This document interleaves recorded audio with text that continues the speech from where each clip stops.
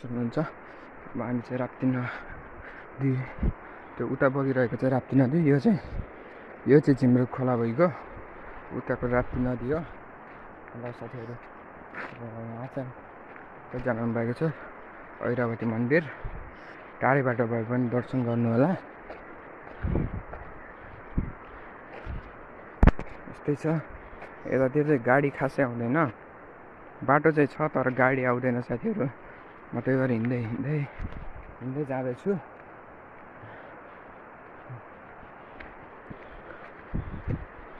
अस्ति पनि मैले देखाएको थिएँ।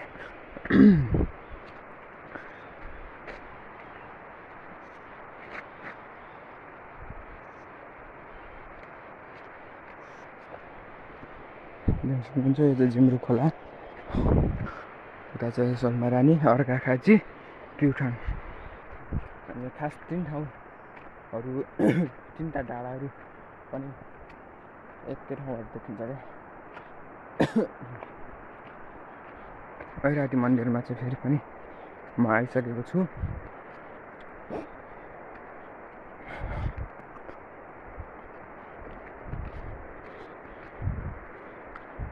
राप्ती नदी कतिजना आउनुभएको छ।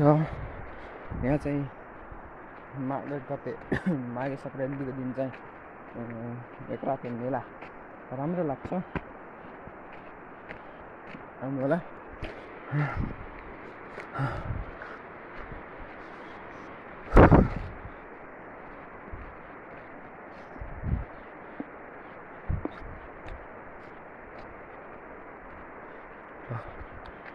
ऐरावती मन्दिर आउँ, सबैले दर्शन गरेर जाउँ। यहाँसम्म आउने चाहिँ राम्रो ठाउँ छ। यता माथिपट्टि होटलहरू पनि छन्, यहाँनिर अलि नभए पनि चाहिँ ऐरावती मन्दिर, शौचालयहरू छ, प्रतीक्षालय।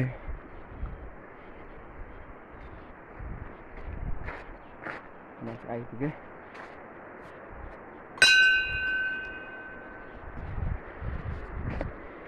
यहाँ तल चाहिँ राम्रो हुन्छ, हामी टेन्टहरू बनाएर पनि हुन्छ। यहाँ चाहिँ ऐरावती मन्दिर यो चाहिँ। ल को आउनुभएको छ भन्नु होला, भन्न नबिर्सनु होला।